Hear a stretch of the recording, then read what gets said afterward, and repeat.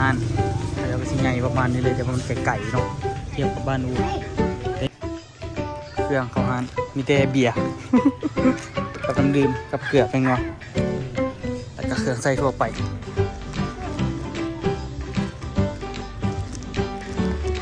แม่จันไปซื้อแบงพูดน้ำกระเจ้าทุกคนล้านหนึ่งคุ้มอยู่อ่ะแม่จัน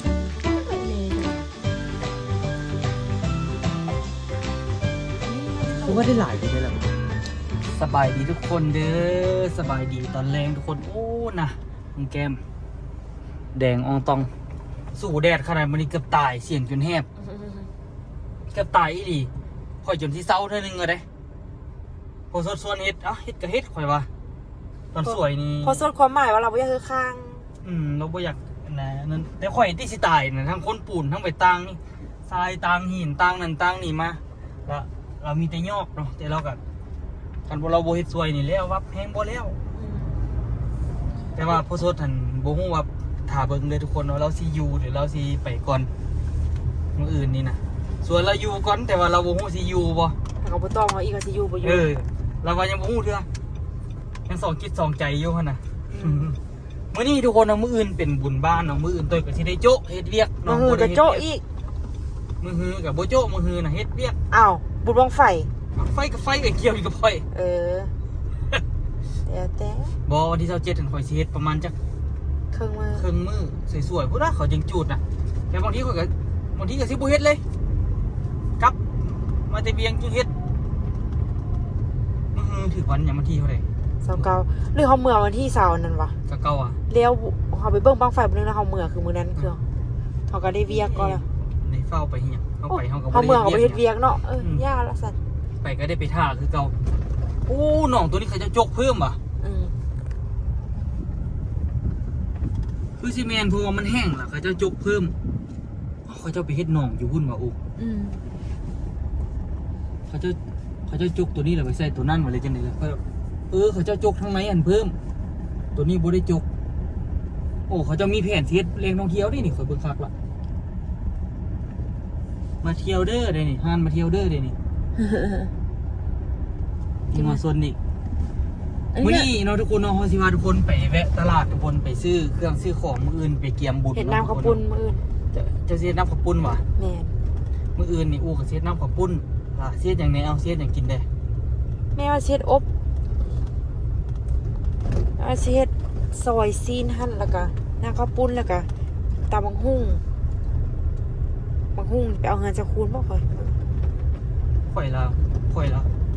เขาเจ้าละมักเนาะอันซอยซีนหั่นเนาะจะอยากกินหยังจะบ่มักซีนยาเนาะมันมีซีนก็คิดกินซีนแล้วก็แล้วมันเป็นน้ำข่อยบ่มักเจียวเพี้ยน่ะข่อยบ่แท้หลังๆข่อยรู้สึกข่อยบ่มักเจียวเพี้ยเว้ยบ่มักกับการกินขมบ่มักกับการกินซีนนั่นน่ะซีนงัวข่อยมักกินซีนหมูหลายกว่าซีนงัวข่อยรู้สึกว่ามีไข่หลายแล้วก็แบบแต่ว่ากินนี่แน่นดีขนาดน่าจะมีแบบซอยซีนตำบักหุ่งข้าวปุ้นประมาณนี้เฮ็ดได้จบเลยเพราะว่าไม่จัดนั่นซื้อซีนเลยดิซื้อร้านนึงซื้อซีนร้านนึงกว่าจะเอาแบงค์ฟ้าเมื่อไปเอาซีนอย่างนี้นะอันน่ะเฮาสิไปสิก่อนนี่ไปโรงงานไอ้ไข่ก่อนเก็บเครื่องกันไว้หั่นล่ะขี่รถไปเลยไปซื้ออย่างก็ซื้อเลยไปมื้อนี้มาซื้อเครื่องเข้าห้านนำทุกคนคิดว่าสิบ่มีคนซื้อเบียร์เบอร์อันเดี๋ยวเอาไปว่าน้ำมันพูดก็ซื้อเอาแท้ว่าไอ้สุคิดอันใดสิ่งเดียวบ่คาดคิดนี่มันหนักมาได้นะมาเลยรับสายพอก่อนโอเคห้านซื้อเครื่องประจำนะทุกคนกับมันสิมาซื้อเครื่องอยู่นี่แหละเนาะก่อนที่สิไปทางอื่นก่อนสิไปแบบซื้อเครื่องเข้าห้านนะมาซื้ออยู่นี่เนาะก็สิได้ราคาส่งไม่จันซื้ออยู่ห้านนี่มาแบบคันสิว่ากับได้เป็น10 ปีละทุกคนซื้อเครื่องอยู่ห้านนี่นะแล้วก็ไปขายต่ออยู่พ้นม่วงพุ่นเนาะถือว่าดนนานเติบได้ทางหน้าเพิ่นก็ขายเลขอีกลูกสาวแล้วขายเห็นบ่เฮียนให้ลูกสาวแล้วแต่เดินไว้แต่เดี๋ยวนี้ได้ขายเดี๋ยวสิลงไปหาข้าเจ้าก่อนส่วนข้าเจ้าไปบุญบ้านนั่นเลยนี่ห้านข้าเจ้าก็สิใหญ่ประมาณนี้เลยแต่ว่ามันไก่ๆเนาะเทียบกับบ้านอูได้หนีไปบ้านพุ่นกับ4 กิโลทุกคนไก่กันหิ้งตัวไก่จากนี้ประมาณนี้แหละอยากได้ประมาณนี้เลย โอ้ของดีแดนอีสาน บางเพื่อน เพราะว่าน่าจะซื้อนมส้มมันนะอูไปขายนะแท้เด้นมส้มมันคักก็แต่ว่า เขาคือว่าไปขายเฮาในวะเนาะคารามีสิซื้อหลายๆของดีคนไทยมากับคนไทยก็มักอันนี้นี่นะเบิ่งโลโก้คุณน่ะเป็นตะย่านขนาดไอ้ อยากเฮ็ดไม่ถูก อันนี้ซื้อไปขายนะทุกคนมาซื้อเป็นตุ๊ดนั่นนี่ไปขาย บ้านเปิดห้างดีกว่าที่ซื้อเป็นแก๊สเป็นแก๊สเลย ไปซื้อเป็นแก๊สก็ฮอนยามนั้น แก๊สมันก็หลายล้าน ยามันเบิดไวอยู่ซื้อเครื่องเดี๋ยวนี้ซื้อเรียบร้อยละเนาะแค่บุญบ้านมัน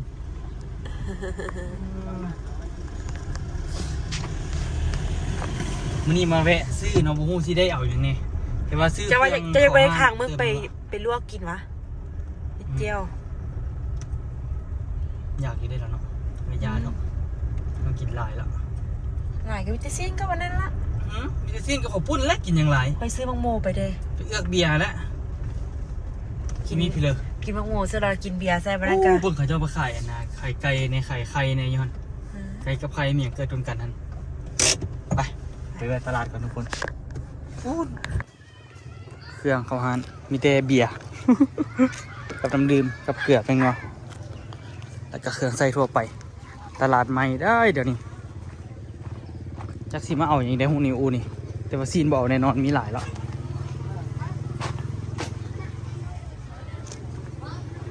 แต่ซ่าไหมอูแต่ซ่าไหมเขาจิบุรักเครื่องโอ้โหดิ่งมาหาโซนจีนกันหมู่เลยจะซื้ออย่างโอ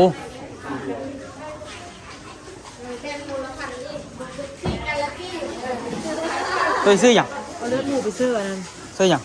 ไปซื้ออัน มืดนี่นะ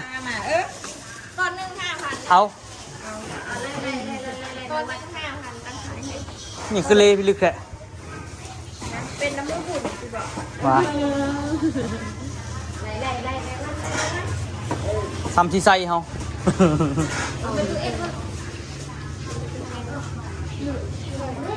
ขอบคุณเซนนะอันนี้ก็มีอย่าง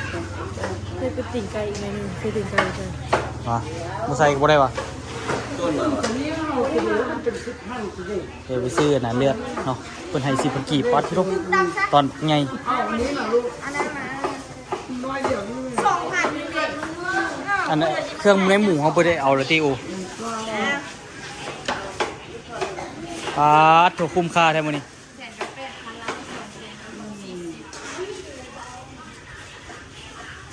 ได้เรื่องคุ้ม ตูดเนาะ มือไปตู้ คุ้มแต่เทื่อเดียวละ ไปเกินไปยุ่งกับไก่ได้ไปเลยเด้อ ไปแวะไปกินตอนเลือดเด้อ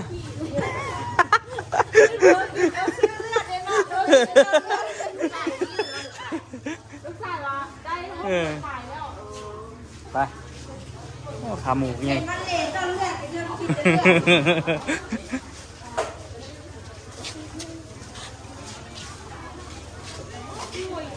เอาอย่าง อ๋อติ่งไก่ เต็นไก่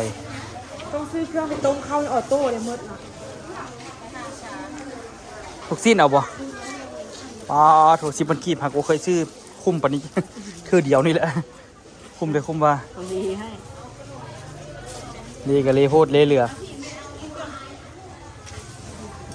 เอาลายวะนี่ ขอซื้อมา เอาไปแล้วตัดครึ่งไหมอู กระตัดเครื่องเพื่อสิไปนั้นตัด3 เจ้าดิใส่นั่นนะเฮ็ดหมอใหญ่ปะ กันง่าย ป่าได้จะไปซื้อป่าใหม่ซะบ่บ่ได้เอาปลาดุกว่ะ บ่ เอ้าคือบ่เอาปลาดุก แม่ว่ามันสูงน้อยหมด โอ้ปลาดุกกันนะเลี้ยงมาเพัดบ่กิน ซื้อติ่งไก่เอาอย่างผมพ่อยำกินดู แต่ตัวใหญ่แล้วบ่เกลือมันจะเกลือปลาดุกก็ได้เอาแต่จื้อเดี๋ยวนี้ตื่นเช้ามาก็ลงแต่น่ะเฮ็ดห้านพอละ หน่อยพุดบ่เอาพอหน่อยได้หน่อยว่าคันเอาก็ได้ปลาได้ซื้อละ ยัง ไม่จันไปซื้อน้ำเอ้ยอำมาลาป่ะ บ่มีหมดละ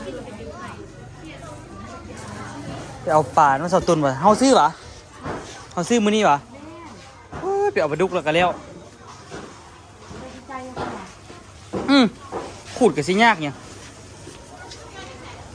เดี๋ยวไปเอาปลานินก็ได้ซะนะปลานินธรรมชาติสตุนเนาะ เขาจะปากกระสัง ดามเอ้ย ปลานินเนาะธรรมชาติเอาปลาธรรมชาติเอาเจ้าว่าปลาธรรมชาติแซ่บกว่าไปเอาปลาธรรมชาติเอามัน เอาว่าดีๆแม่ เด้ปลาธรรมชาติเอาเอาดีอย่างมัวบอกปลาธรรมชาติมาให้อยู่มาน้องโอ้ได้ทุกคนเลยใส่ที่ร้านนี้ใส่โอ้โหคนไอ้มาขายเครื่องนี้อังเลยเดี๋ยวนี้แล้วใช่อะไรวะเดี๋ยวไปขายอยู่พุ่นอีกตัดอีก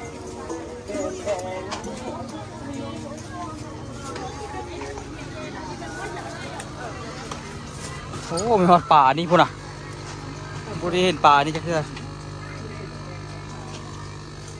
อ้าวเราไปนั่งเสร็จ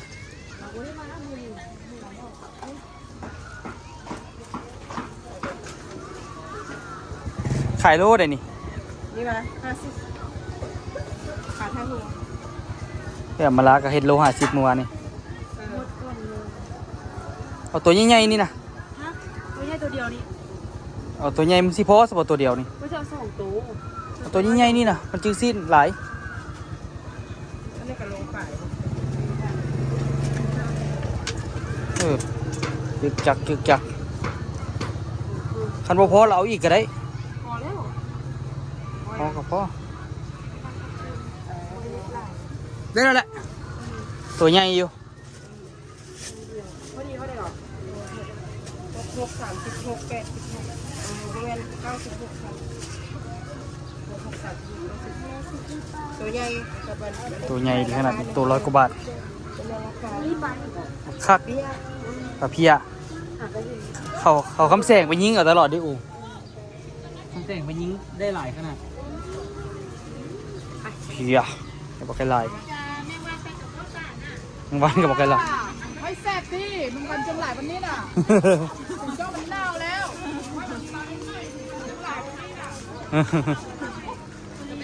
เออปลาเนี่ยเป็นวันตอมหลายแท้เชื่ออย่างนี้อีกบัดนี้ตลาดก็คือคืนดิเนาะทรงนี้เนาะลูกซิ่งกับตะแซบสั่งเอื้อนนี่หน่อยบูสิเอาอย่างอีกอย่างรีบรับไปไว้พักบ่เอาที่พักได้ครับบัวหอมนะ หอมลาบดิ ช่วงนี้หลายเฮงได้พักกันก็ได้พอสดหันสิมือกำลังสิได้กินแซ่บๆไปสิมือปะเอาอยู่ส่วนเขาบ่มีแล้ววะ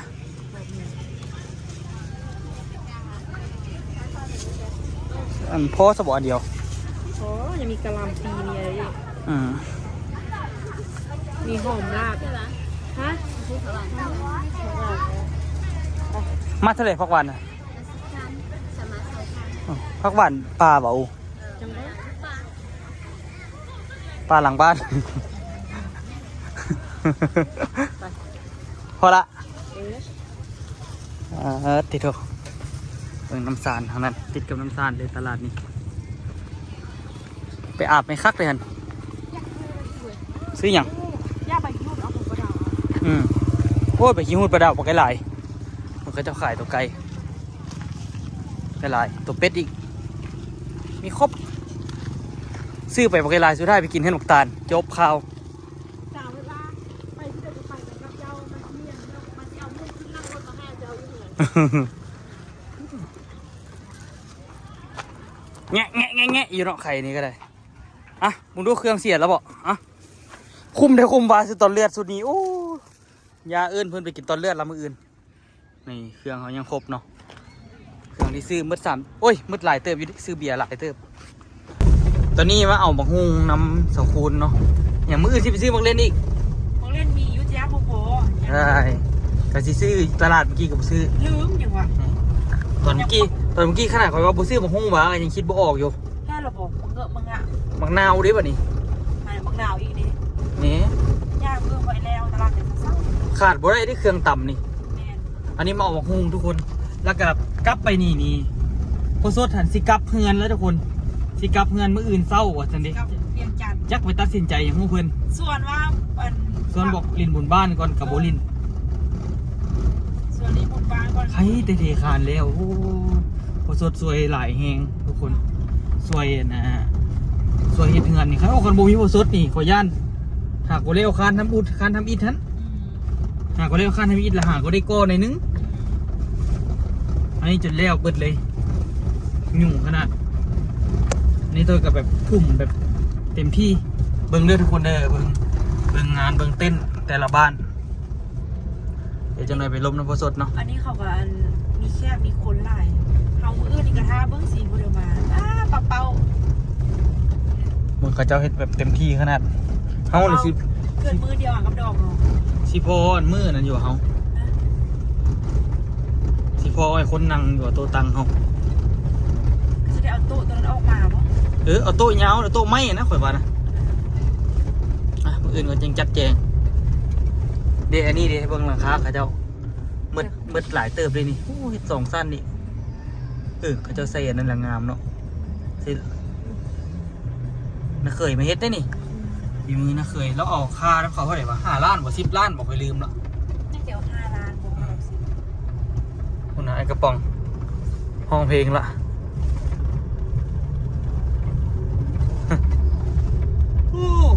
ไปเดี๋ยวเอาไปเอานั่นก่อนเบิ่งแต่ละเฮือนทุกคนโอ้เงินเป็นตู้ทีเก่าแท้ป่ะนี่ เอาลูกหล้านเรามาดิ เป็นตู้ทีก็เอาอีก อันนี้ก็เอาอีก พวกมันเป็นคนไทย เบิ่งเอาทุกคนทุกเงินนี่มีหมดเนาะ นี้บูมี เงินหลังนี้โบมีไปเกิดลูกเงินหลังนี้ ไม่ซุกพาไปเกินลูกอยู่ ไม่สุกไปพาไปเกิดอยู่อันนี้นี่กาเฮ็ดนี่ ไอตัวอยู่ บุญบ้านของแท้เลยทุกคนอันนี้นี่นะแต่ว่ามันก็คือขึ้นดีได้เวลาเขาเจ้ามาลิ้นบุญบังไฟลิ้นอย่างกันมันก็คือขึ้นดีอยู่ เคย โอ้กิ่งเดี๋ยวแล้วบุญผู้แหละจริงสิได้สั่งบล็อกอีกบล็อกมันบ่พออันนี้แหงแขกหลายอันนี้2 เต้นเฮ็ดว่าตัวนี้นะแขกหลายอีหลีเด้เอารถจอดนอกก็ได้ รถได้ใช้งานแล้ววันนี้ เขาเจ้าไปใส่หุ้นไปเอาบักฮุงกันทุกคน 20 ปีเหมือนแมวกิ๊กปันดองน้อย ของแท้ ว่า อันนั้นอยู่ว่าสิทายไปเอาบักฮุงน้ำสะโคนอยู่ เปิดเพลงดังโหด การเปิดเพลงบักดังเกียมบุญบ้านกับเกียมแท้เกียมมา ตื่นเต้นขนาดเรามึงแต่ละคนฮะเนาะ คือว่าเกียมใส่มันแต่แท้ว่าแท้ต่างกับสมอยู่ดอกสมมันเกียมอยู่ดอกมันไปกินของมูหลายไปตูดของเขาตูดแท้ตูดว่ามันกับย่านมูสิบตูดคืน นี่เขาเอาเนี่ยปลายมาติด โอ้ยติดแต่โดนละอันนี้ ไม่นะ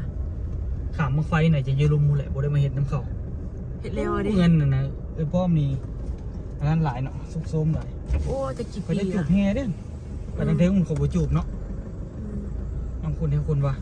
มือบุญเขาจะบ่ให้จูบตี จะกี่ปีละ มืออื่นเขาบ่ให้จูบตีมืออื่นมือ กี้ นึง ค่อยมาลิ้นน้ำรถจนากับมันอยู่ในเหือร่างนี้นะมาลิ้นเหือร่างนี้เหือนมูลเหือนมังเลยแน่ กระเบื้องจนแตกไปละ อืม มันมังสังขยายดีเลยนี่ไม่มีแต่ไม่ โอ้ ดีเนี่ย พูด ไทเกอร์มาลินนี่เนี่ยทุกคน ไทเกอร์กับอันเบอร์ดี้อันเขาเอิ้นอันไหนวะเขาเอิ้นซื้อ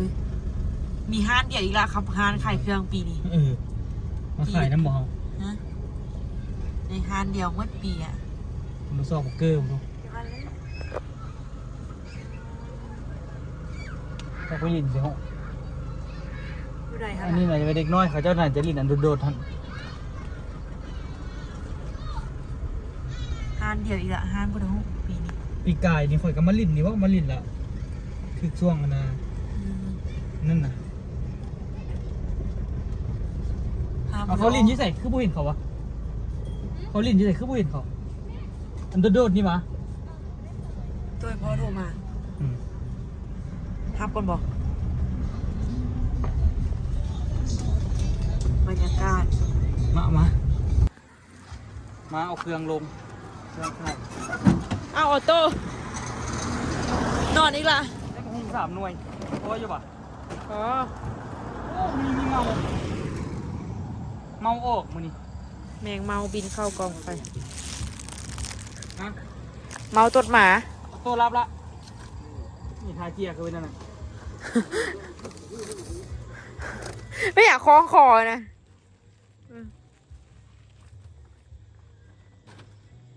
เครื่องเข้าห้าน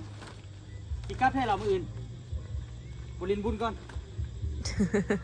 นี่มีแต่ข้าวต้มจะกินแล้วก็นี่จะกิน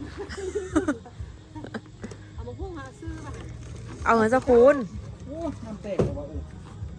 ลูกจะซุดแต่ท่านหนึ่ง แต่ว่ะ โอ้โหมันมีน้ำเฮียอยู่พัน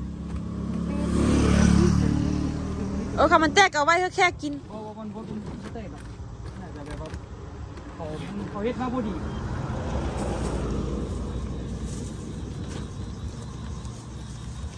ลูกเป็นเงินสักคูณเหรอ เอาหุ้ง กระบุงหุ่งซื้อกับแพง เอาเบียร์เราอีกสัก2 ลังเนาะเอาลงว่าไม่จัน ลงกับมาไว้นี่นะลูกมานี่มาประมาณนี้นะ คือน้ำนี่บ่เป็นไรโอ้ย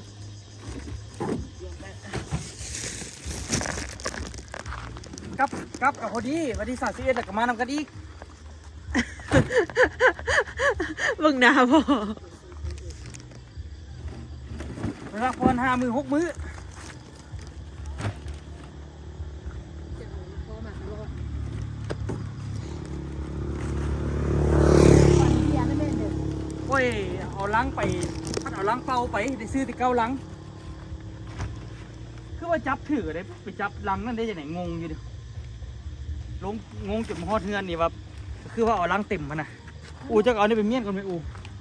แล้วลูกเอาไปแทนนั้นเท่าหรอคะลูกก็ลงรูปไม่พอแล้วนี่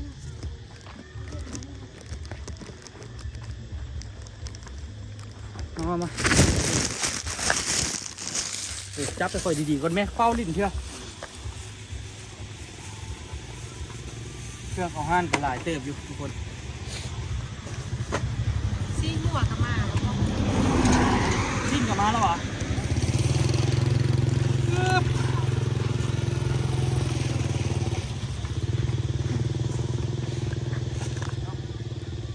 จะเจ๋งเหรอ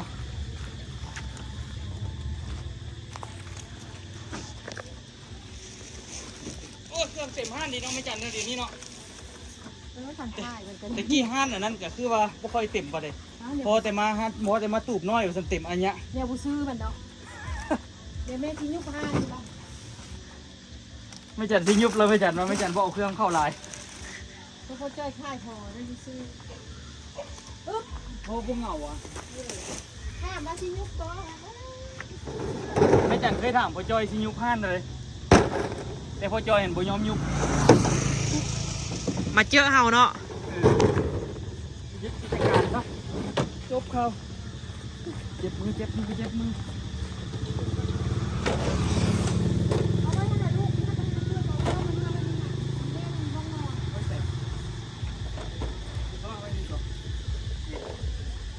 หัวโตนอน